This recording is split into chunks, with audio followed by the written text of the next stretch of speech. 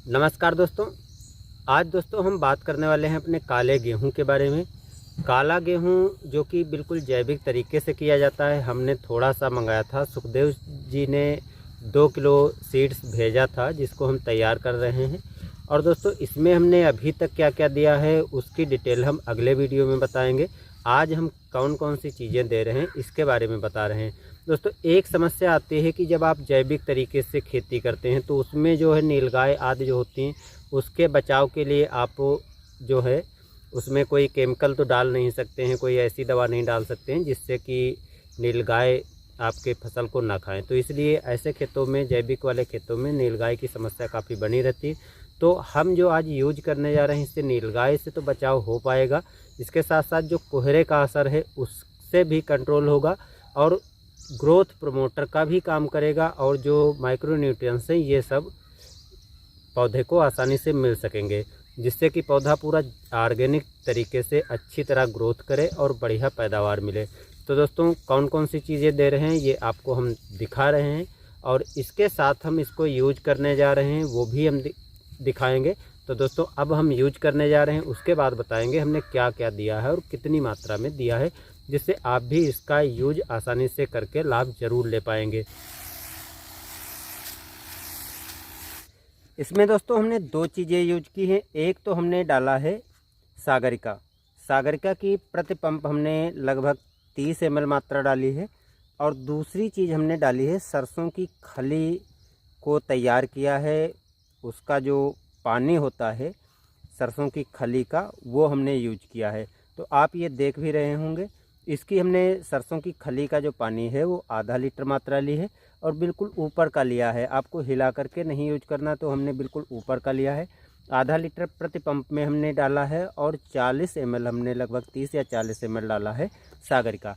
दोनों का स्प्रे करने जा रहे हैं। दोनों से देखो सागरिका वो अच्छी तरह पौधे को ग्रोथ करती है, पूरा ऑर्गेनिक है तो हम इसमें यूज कर सकते हैं।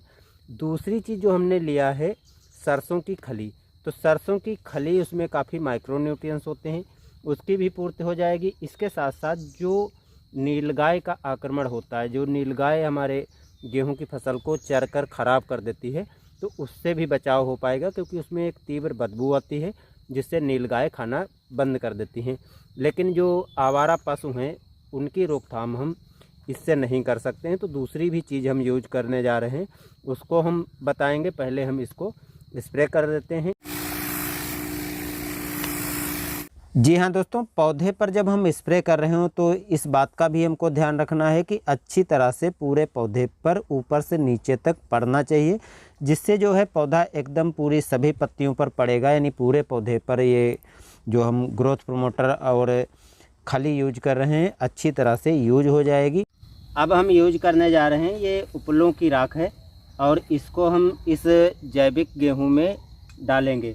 इससे 2 फायदे होंगे। एक तो कोहरा जो है इसका असर नहीं होगा, पाले का असर भी नहीं होगा, और दूसरा जो सबसे बड़ा फ़ायदा है वो नीलगाय जो खा जाती हैं तो उससे भी बचाव हो पाएगा, क्योंकि ये ऊपर जब पड़ेगा तो सबसे बड़ा फ़ायदा यही है कि ऊपर पड़ने पर नीलगाय इसको खाना छोड़ देंगी। तो एक ये फ़ायदा है और दूसरा ये, और तीसरा जो है कार्बन होता है, तो कार्बन जब ऑर्गेनिक गेहूं को मिलेगा तो उसमें अच्छी ग्रोथ भी होगी, बहुत अच्छा फ़ायदा मिलेगा। तो अब हम इसको यूज करेंगे, यूज करते भी आपको दिखाएंगे। और यदि आपको उपलों की राख मिल जाती है तो बहुत अच्छा फ़ायदा आपको इसका ज़रूर मिलेगा। सप्ताह में 1 बार करेंगे तो जंगली जानवरों और पालतू पशुओं, आवारा पशुओं से भी बचाव कर पाएंगे। इसके साथ साथ इसके जो अन्य बेनिफिट हैं वो भी हम आपको पहले भी बताया है और आगे भी बताने वाले हैं।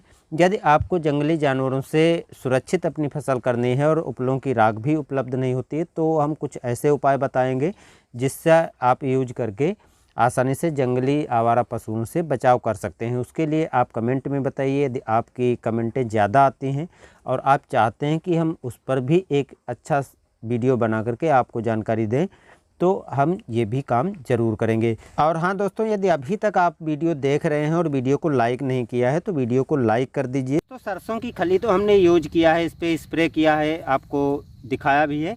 अब इस पर देखिए कि अच्छी खासी नमी पौधे के ऊपर हो गई है।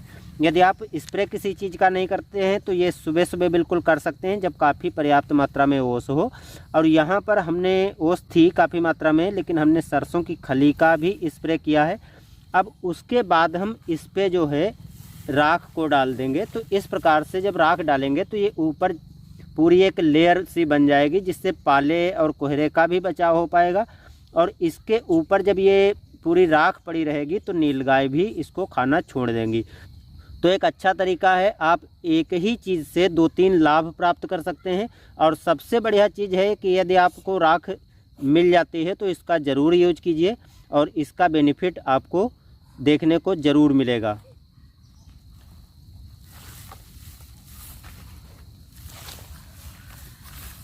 तो दोस्तों, ये जो हमने अपने खेत में जो काम किए हैं आपको हमने पूरी डिटेल से दिखाया है। आगे की डिटेल के साथ बने रहिए। तब तक के लिए दीजिए अनुमति। धन्यवाद।